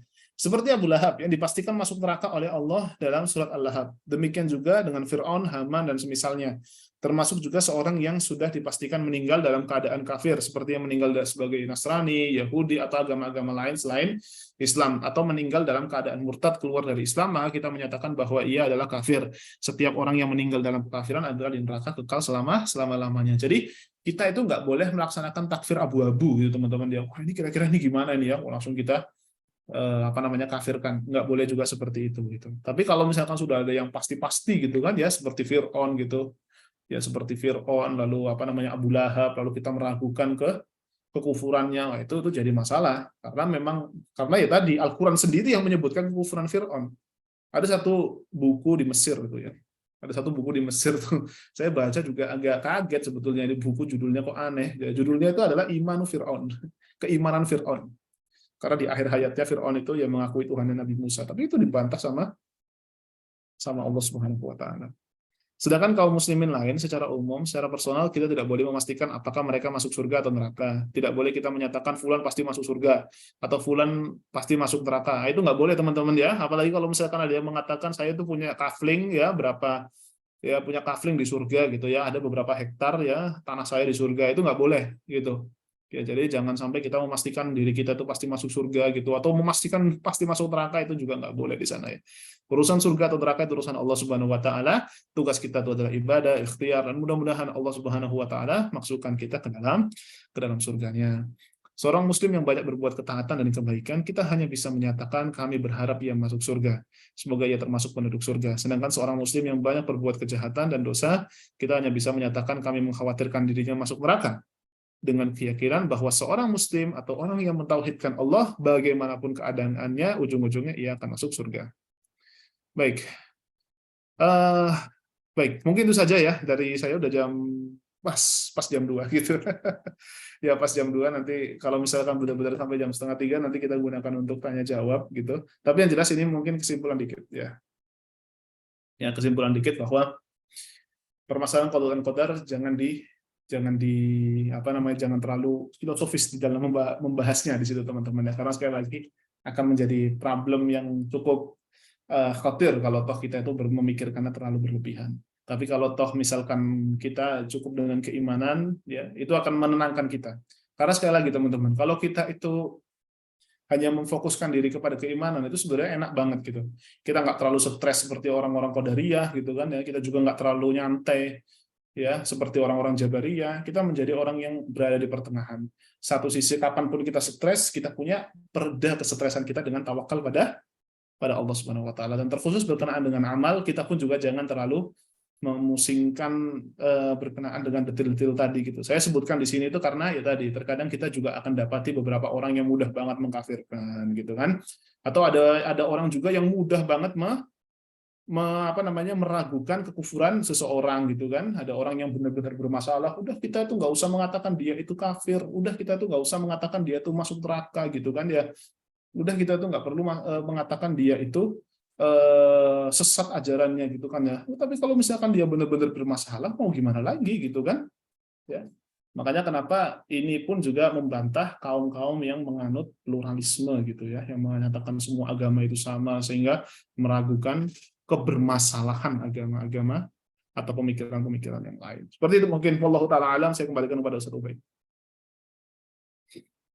Ya, teman-teman, kita akan masuk pada sesi tanya jawab, dan bagusnya juga nama antum, misalnya antum masuk di join di Zoom, di sampingnya dikasih asal ya. Jadi ada yang di Maluku misalnya, kita jadi tahu tuh. Jadinya mungkin lebih kita prioritaskan kalau yang posisinya misalnya mendekati waktu sholat di daerah sana gitu ya. Jadi kita dahulukan. Mungkin Ana bisa sedikit tambahkan ini Ustaz tentang Silakan Ustaz. masalah vonis yang sempat tadi kita singgung, walaupun nanti akan ada ya, akan dibahas secara khusus nanti di selanjutnya sesi terakhir ya Ustaz ya, di kriteria pengkafiran ada aturan-aturannya, tidak sembarangannya, yaitu tentang masalah vonis mutlak dan vonis persama. Jadi ada disebut dengan istilah oleh para ulama yang sifatnya muayyan ta'yin dengan yang sifatnya adalah mutlak, dilepas begitu. Misal kita bilang barang siapa melakukan begini maka dia masuk surga, seperti itu Ustaz ya. Dalam banyak hadis, dalam banyak ayat bunyinya kan seperti itu. Maka itu sifatnya mutlak, teman. Tetapi ketika yang jadi masalah adalah orang-orang yang melakukan takfir secara sampangan ini menggunakan teks-teks tadi dengan tanpa tata cara dan aturan, langsung dimainkan, diletakkan kepada person tertentu, sehingga Fulan bin Fulan ini kafir, langsung gitu ya. Padahal dia sholat, padahal dia gini. Nah ini yang akan menjadi masalah. Insya Allah akan dibahas di pertemuan terakhir. Kemudian mungkin tadi tambahan sedikit untuk yang sempat disinggung oleh Ustadz Izzuddin. Ustadz izin menambahkan faedah, saya tiba-tiba ingat waktu saya dulu belajar syarah Aqidah Wasithiyah di Yaman. Faedah ini sangat bagus sekali untuk dicatat tentang masalah tadi Ustadz Izzuddin sebutkan bagaimana ahlul kalam atau orang-orang yang menggunakan filsafat dalam memahami akidah secara berlebihan, yaitu dalam masalah peniadaan atau disebut dengan nafi. Jadi sifat-sifat Allah dipakai yang tidak begini, tidak begitu. Jadi Allah tidak begini, Allah tidak begitu, tidak terus. Perkara-perkara yang tidak disebut di Al-Quran atau di hadis disebut tidak begini, panjang yang disebut Ustadz Izzuddin misalnya, tidak atas, tidak di bawah, tidak di kanan, tidak di kiri, tidak. Perkara itu tidak disebut di dalam Al-Quran. Al-Quran hanya menyebut al-fauqiyah saja, sifat al-fauqiyah. Nah, maka para ulama kemudian meletakkan kaidah yang sangat bagus, diambil dari ayat yang antum kenal, surat Asyura ya, atau surat apa saya lupa, laisa kamitslihi syai'un wa huwas sami'ul basir. Kita lihat dalam ayat ini ada dua penggal, ada nafi dan itsbat. Laisa kamitslihi syai' nafi. Peniadaan ya. Apa peniadaannya? Meniadakan sesuatu yang semisal dengan Allah, tidak mungkin. Wa huwas sami'ul basir, sifatnya itsbat. Maka kata para ulama, dalam nafi akidah Ahlussunnah wal Jamaah itu menafikannya sifatnya biasanya mutlak. Umum, pas, tidak dirinci. Sedangkan dalam masalah itsbat, maka yang dilakukan adalah biasanya itsbatnya adalah tafsir, dirinci. As-sami' wa huwa as-sami'ul basir, rinci sifatnya. Sifat sama', sifat basar. Melihat, mendengar. Tetapi ketika meniadakan sifatnya mutlak. Ini yang biasa dilakukan dalam akidah-akidah Ahlussunnah Jamaah. Metode dalam menafi atau menolak dan metode dalam mengitsbat. Semoga bisa menambah faedah itu buat teman-teman. Jadi kaidahnya seperti berikut. Al-itlaqu fin nafi, kalau salah ya semacam itu secara makna, al-itlaqu fin nafi wa at-tafsil fil itsbat. Ini ghaliban tapi ya.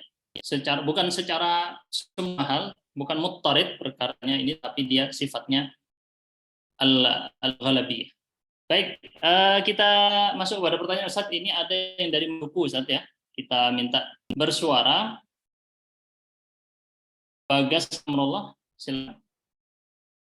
Nah, Ustaz. Assalamualaikum warahmatullahi wabarakatuh. Assalamualaikum warahmatullahi wabarakatuh. Semoga Allah menjaga Ustaz dan admin. Amin. Dan membalas dengan pahala yang sebesarnya. Amin.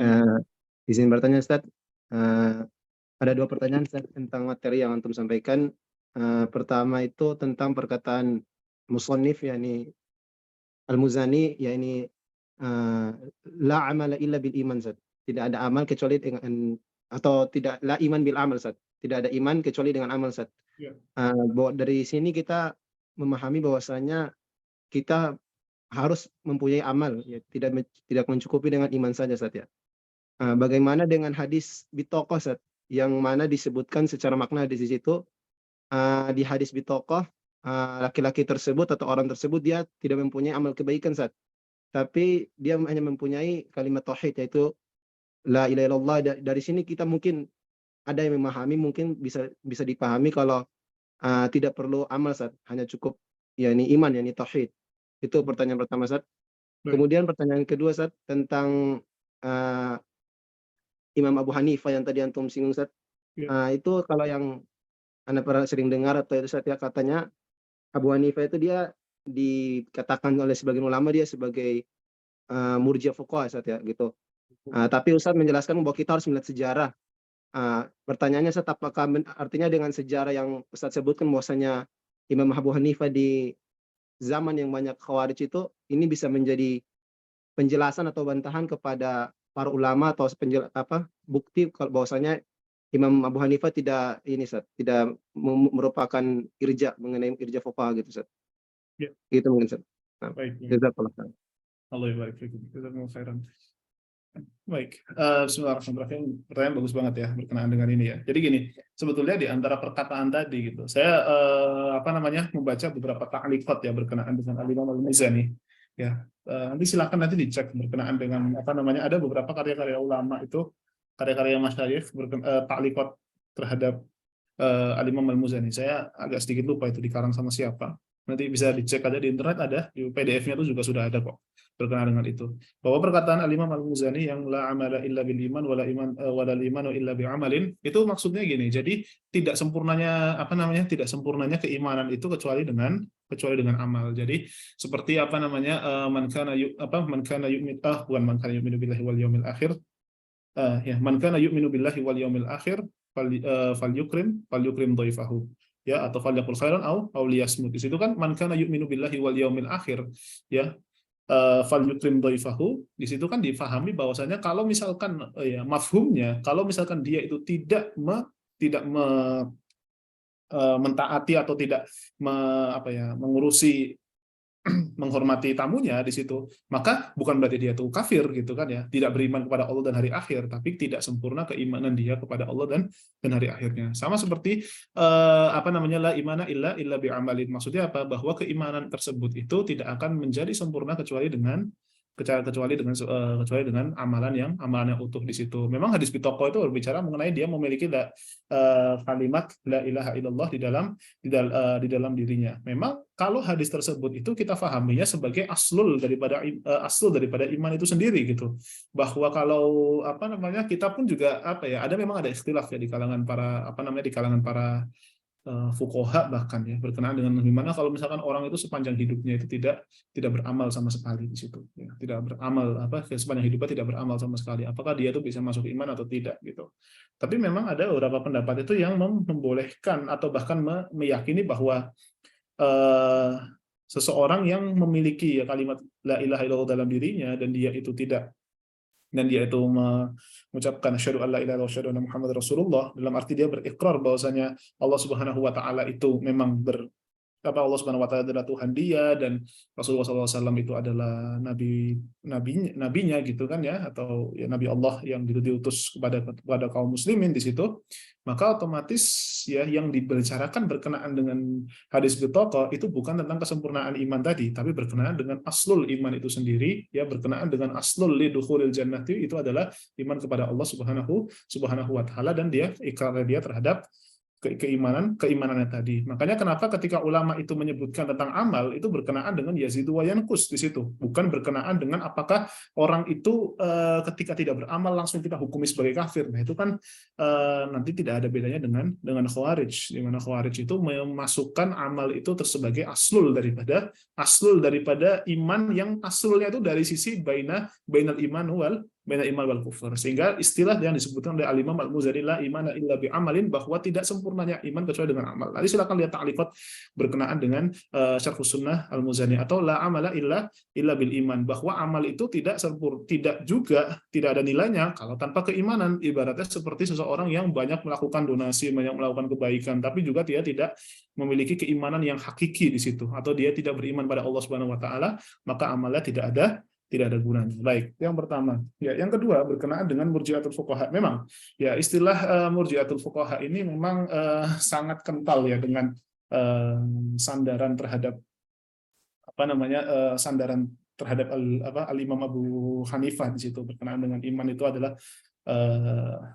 cukup di dalam cukup beriman dalam hati saja di situ, sedangkan amal itu tidak berlaku. Ya memang bisa juga itu termasuk daripada bantahan tadi gitu, bahwa sesungguhnya dari perspektif sejarah kita bisa cek, nanti silahkan nanti dicek ya, dari perspektif sejarah siapa yang dilawan oleh Al-Imam Abu Hanifah di masa itu, dan apa alasan mereka itu untuk apa alasan Al-Imam Abu Hanifah itu untuk tidak mengeluarkan statement seperti tadi gitu ya, mengeluarkan statement itu amal itu bukan termasuk daripada iman di sana, karena ya tadi efeknya akan sangat besar sekali, apalagi dalam kondisi seperti itu akan menjadi masalah. Memang ya tadi di era-era setelahnya pasti nanti akan menganggap bahwa Imam Abu Hanifah itu bermasalah memang, karena ya tadi tidak memasukkan amal itu ke dalam keimanan. Tapi tadi ada latar belakang kenapa Imam Abu Hanifah melaksanakan hal seperti itu ya, satu, dan yang kedua ya tadi kita bisa melakukan penakwilan daripada perkataan Al-Imam Abu Hanifah, bahwa sesungguhnya amal yang dimaksud itu bukan berkenaan dengan aslul yang dapat memasukkan ke dalam bainal iman wal kufur, karena nanti efeknya itu nanti akan di-framing oleh kalangan Mu'tazilah di situ. Makanya beliau tetap kekeh untuk menggunakan istilah bahwasanya amal itu bukan termasuk iman. Bahkan kalau saya mau sedikit ekstrim sedikit ya, kalau misalkan saya mau sedikit ekstrim dikit, antum nanti bisa baca karya-karyanya, karena kebetulan saya tahun lalu itu banyak di Turki gitu ya, jadi saya banyak membaca karya-karyanya dari kalangan Asy'ariyah atau Maturidiyah, berkenaan dengan ada satu pelajaran khusus berkenaan dengan khilaf atau khilaf di antara Maturidiyah sama Asy'ariyah ya. Tapi terkhusus permasalahan amal ini ya, bahwa khilaf antara mereka itu dalam urusan amal ini sebenarnya adalah khilaf lafzi. Menurut mereka itu adalah khilaf lafzi, karena sebetulnya Imam Abu Hanifah tetap mengkategorikan amal itu sebagai iman. Tapi dari sisi ya tadi, ya dari sisi naik turunnya tadi. Buktinya apa? Buktinya Imam Abu Hanifah itu tetap berfokus kepada amal beliau.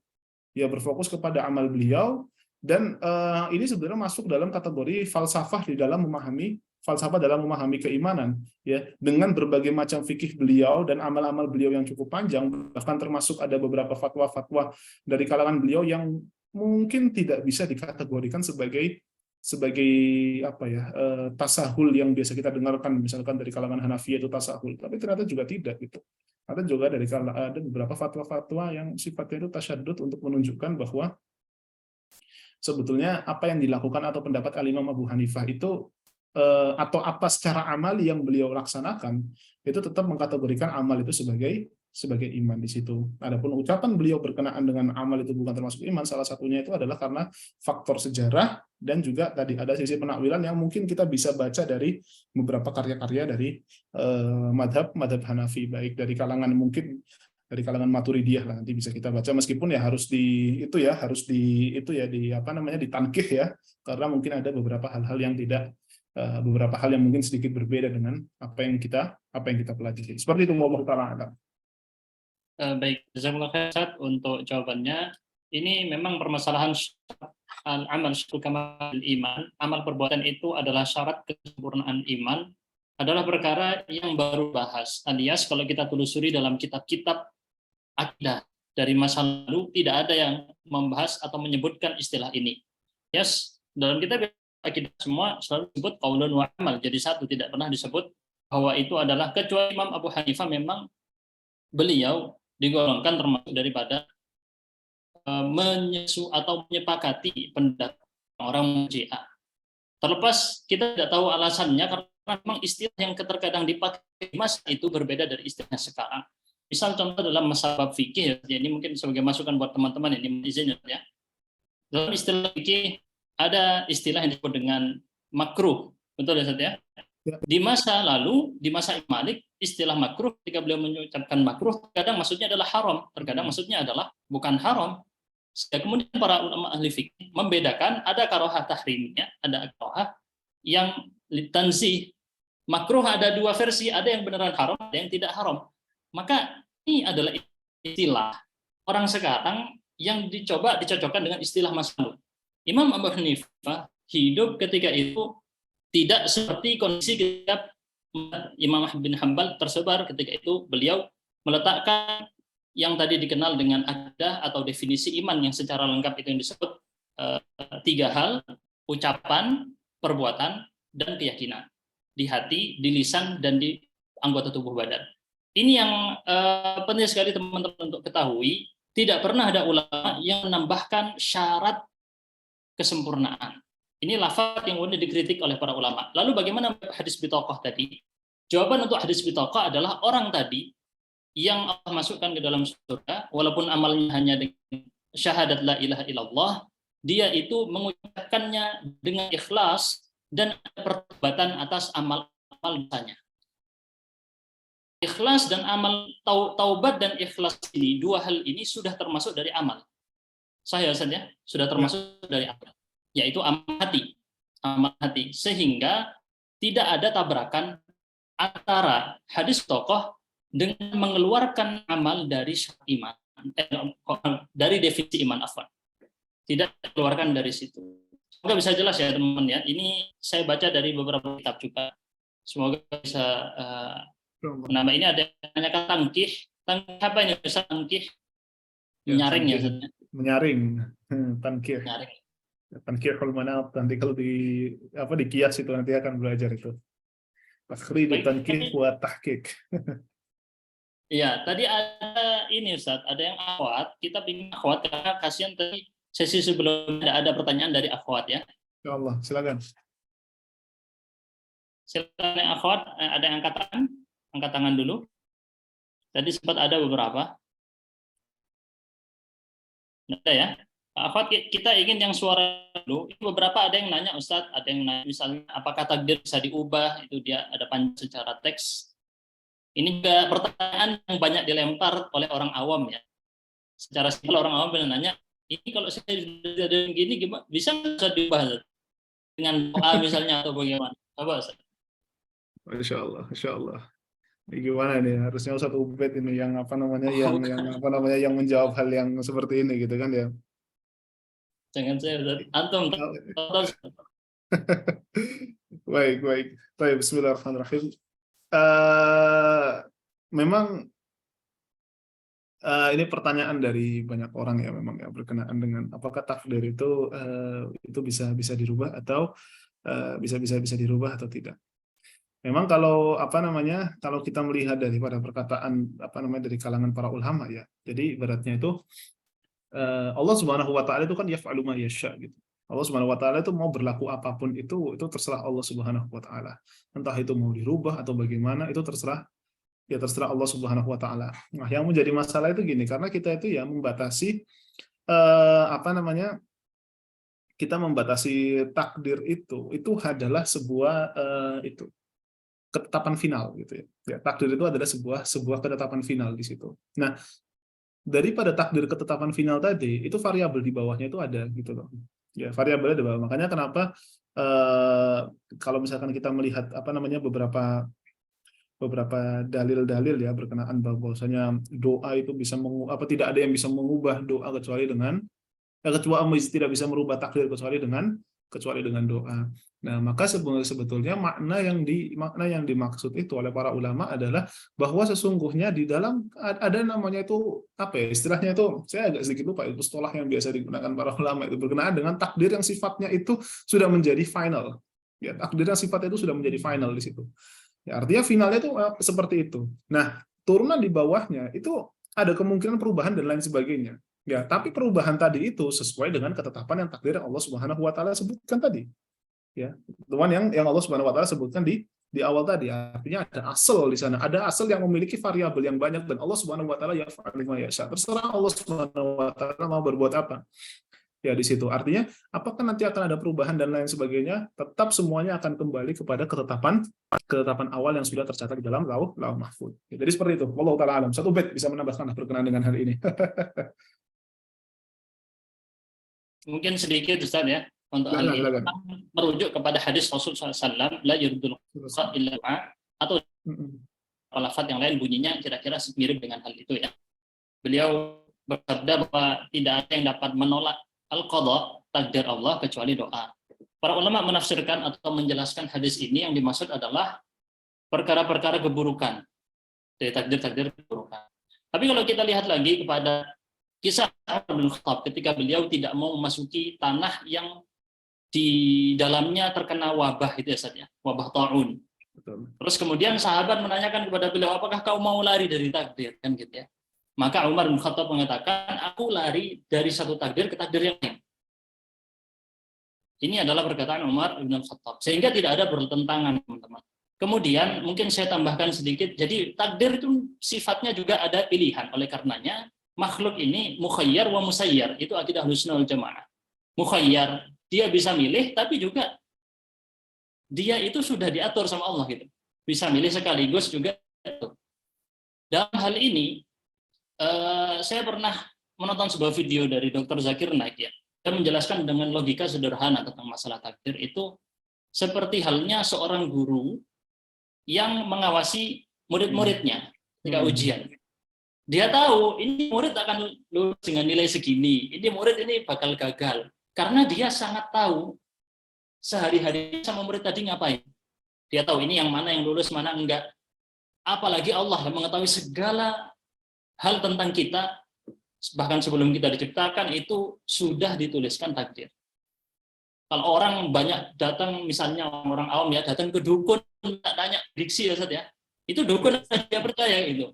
Maka bagaimana dengan Allah yang jauh lebih tahu, kita mau melakukan ngangkat gini aja, itu sudah ditentukan sama Allah, saya ngangkat gini, saya ubah ke sini, itu sudah Allah tentukan semuanya. Bahkan tadi ada sebenarnya di dalam teks yang di PowerPoint, itu ada, saya lupa teksnya kira-kira berbunyi atau di PDF ya, antum cek ya, yaitu menepuk pipi atau semacam itu ya, di teks-teks pembahasan takdir, itu sudah termasuk takdir yang sudah Allah tentukan. Sudah tahu Allah sudah tahu kamu bakal melakukan itu, sudah tahu. Sebelum kita melakukan, Allah sudah tahu kamu bakal milih itu. Kira-kira seperti itu, Ustaz. Mohon maaf kalau kepanjangan. Ini yang akhwat nggak ada ya? Ini akhwat kalau ada bagus.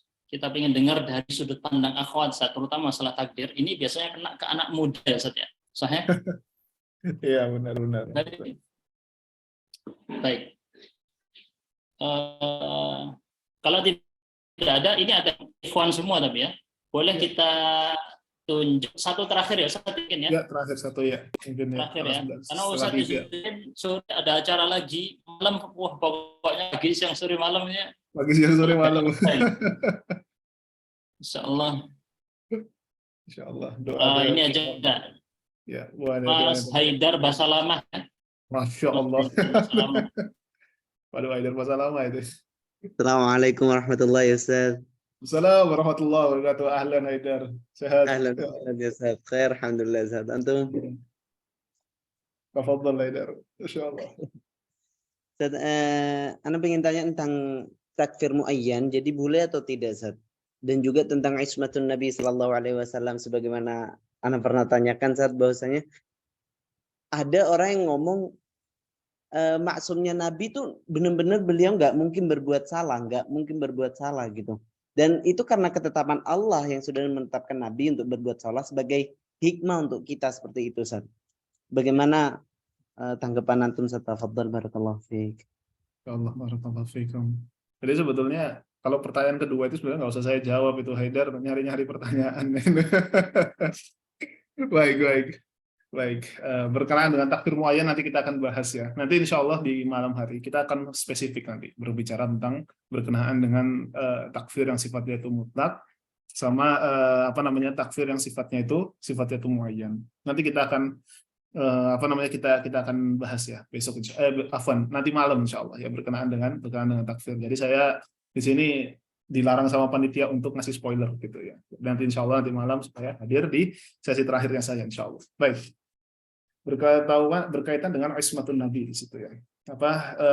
Apakah Nabi SAW itu maksum? Ya, pertama kita harus mendefinisikan dulu ya. Maksum itu apa terlebih dahulu? Ya, maksum itu apa terlebih dahulu di sana. Ya, karena sekali lagi bahwa nanti akan ada kaitannya dengan nanti dengan sahabat. Kalau sahabat nanti ya kita akan masuk ke dalam bab tertentu. Karena memang kalau misalkan definisi maksum ini berkenaan dengan hal-hal yang berkaitan dengan dosa besar kah, atau berkaitan dengan dosa-dosa kecil kah, atau berkaitan dengan hal-hal yang sifatnya manusiawi saja lah. Nah, itu nanti akan bagaimana? Karena misalkan dalam konteks sahabat ya, kita mau berbicara konteks sahabat ya. Ya, itu ada khilaf di kalangan para ulama gitu kan ya berkenaan dengan apakah para sahabat itu memungkinkan atau tidak apakah para sahabat itu maksum atau tidak. Memang pendapat yang masyhur bahwasanya para sahabat itu maksum dari sisi mereka tidak akan melaksanakan dosa besar. Mereka akan memungkinkan melaksanakan dosa-dosa kecil, itu masih ada kemungkinan di sana. Cuma memang nanti akan ada perdebatan di situ, bagaimana dengan kasusnya Ma'iz misalkan, tentang kasus perzinahan tadi. Kalau tentang kasusnya siapa itu ya?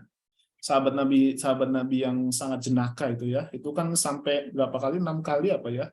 Itu minum khamr itu dalam riwayatnya di situ. Itu nanti ada khilaf ya berkenaan dengan sahabat, tentu bukan ranahnya di sini. Nah, terkhusus oleh Nabi Muhammad SAW yang jelas kalau berkenaan dengan dosa kecil sama dosa besar Nabi SAW itu maksum. Ya, dalam urusan itu Nabi SAW itu maksum. Cuma memang ya nanti yang akan menjadi pertanyaan itu adalah tentang apakah pendapat Nabi Muhammad SAW dan apa yang perilaku dari Rasulullah SAW secara manusiawi. Ya, itu nanti akan bagaimana? Karena nanti kasusnya seperti sababun nuzul daripada surat Abasa, di mana Rasulullah SAW ditegur langsung oleh Allah Subhanahu Wa Taala karena sedikit tidak menghiraukan Abdullah bin Umi Maktum, gitu ya.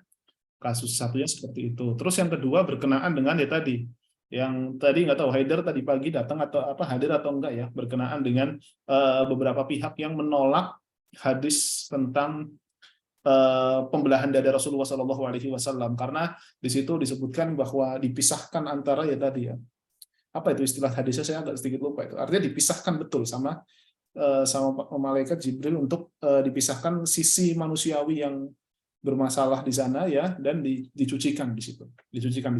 Para ulama menafsirkan bahwa maksud daripada Rasulullah SAW dalam hatinya ada sedikit gumpalan manusiawi yang memiliki kecenderungan yang keliru, ya itu untuk menunjukkan bahwa Rasulullah SAW itu adalah manusia biasa. Artinya dalam sisi Rasulullah SAW Rasulullah maksum dalam arti Rasulullah tidak pernah melaksanakan sebuah perbuatan dosa di situ, baik dosa kecil maupun dosa yang besar, itu tidak mungkin karena sudah dipastikan oleh Allah Subhanahu Wa Taala bahwa Rasulullah SAW adalah maksum. Namun memang dari beberapa ijtihad Rasulullah SAW dari sisi kemanusiawian, misalkan contoh pada saat Rasulullah SAW di perang Badar ketika Rasulullah hendak memilih mana yang tempat untuk berkemahnya, apakah di belakang kebun Badar atau di depannya. Rasulullah SAW memilih untuk di belakang, tapi para sahabat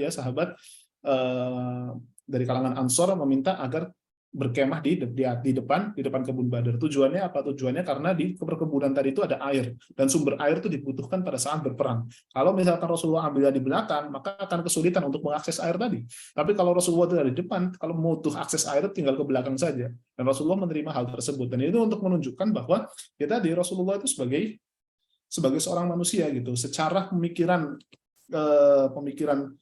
diskusi itu mungkin ada pendapat lain yang pendapat lain yang lebih benar secara kemanusiawian ya di situ ya. Belum lagi kalau kita melihat strategi-strategi perang. Kalau kita mau rentetkan tentang strategi perangnya Rasulullah SAW, itu kita akan dapati bagaimana Rasulullah selalu memulainya dengan para sahabat. Jadi bisa pada saat perang Ahzab kita bisa lihat secara detail juga itu bagaimana Rasulullah SAW itu menolak para sahabat itu tidak sepakat dengan tidak sepakat dengan pendapat Rasulullah SAW untuk menyerahkan sebagian daripada hasil perkebunan kurma kepada orang-orang Ghatafan di situ. Sampai ya tadi para sahabat cukup tegas pada saat itu tidak mau menerima, ya Rasulullah, kami dulu di zaman jahiliyah ya tidak pernah melakukan hal ini, apalagi kami pada saat sekarang sudah dimuliakan dengan Islam, maka kami tidak akan menerima pengkhianatan mereka. Karena orang-orang Ghatafan yang sedang bekerja sama dengan orang-orang kafir Quraisy pada saat itu mencoba untuk membelot, minta kepada Rasulullah, udahlah saya nggak mau kerjasama dengan orang-orang kafir Quraisy, asalkan tadi setengah daripada hasil perkebunan perkebunan Madinah itu diberikan kepada kaum Ghatafan. Dan awalnya Rasulullah bimbang pada saat itu dan para sahabat menguatkannya. Belum lagi nanti kita akan baca dalam berbagai macam hal. Jadi berkenaan dengan ismatun Nabi, jelas Rasulullah SAW maksum di sana. Cuma ya tadi dalam urusan yang sifatnya kemanusiaan, dan itu adalah hal yang biasa. Justru itu memuliakan Rasulullah. Ya, memuliakan Rasulullah. Rasulullah itu adalah manusia, dan kita sebagai seorang mukmin itu bisa mengikuti Rasulullah SAW secara utuh. Seperti itu. Wallahu taala alam. Nanti masalah takfir itu ya nanti di pertemuan selanjutnya. Jazakumullah khairan Ustaz. Terima kasih banyak. Kita akan tutup materi pertemuan kali ini. Untuk maksum saya sempat baca-baca ini dalam kitab-kitab, di antaranya Fatwa punya Ibnu Taimiyah. Ya. Maksum ini tambahan segera saja saya Ustaz ya, bukan untuk ini. Jadi sama dengan yang beliau sampaikan. Yang dimaksud dengan maksum ini terutama adalah perkara dalam tabligh, menyampaikan isi wahyu. Pasti maksum. Apa dalilnya? Wa ma yantiqu 'anil hawa in huwa illa wahyun yuha. Ayat itu ya. Rasul tidak mengucapkan dari hawa nafsunya, tetapi dari wahyu yang diberikan. Sehingga pasti Rasul itu terjaga dari kesalahan ketika menyampaikan wahyu. Pun dalam perbuatan-perbuatan manusiawi, Rasul bisa terjatuh dalam salbair. Ini pendapat mayoritas ulama dan seluruh salaf, kata Ibnu Taimiyah, dan mayoritas ahli tafsir dan ahli hadis. Rasul bisa terjatuh kepada perkara dosa kecil, tetapi tidak terjatuh kepada dosa besar. Tetapi ketika setelah terjatuh kepada dosa-dosa kecil tadi, langsung melakukan taubat. Ini seperti yang terjadi dalam kisahnya Nabi Adam alaihissalam juga ya, kan langsung melakukan pertaubatan. Dan Anda juga bisa lihat di kisah Nabi Yunus, di kisah nabi-nabi yang banyak ketika baru melakukan kesalahan langsung segera bertaubat. Itulah yang dimaksud dengan al-ismah untuk para nabi. Wallahu a'lam bishawab. Terima kasih banyak teman-teman. Semoga bisa memberikan manfaat bagi semuanya. Kita tutup dulu, dan insya Allah terakhir nanti malam insya Allah ada pemberian ijazah sanad juga, tapi di akhir acara daurah untuk kitab Syarh Sunnah Al-Muzani. Jazakumullah khairan Ustaz Izzuddin. Jazakumullah khairan. Terima kasih. Subhanakallahumma wa bihamdika asyhadu an la ilaha illa anta astaghfiruka wa atubu ilaik. Assalamualaikum warahmatullahi wabarakatuh. Waalaikumsalam warahmatullahi wabarakatuh. Terima kasih banyak Ustaz. Jazakumullah khairan.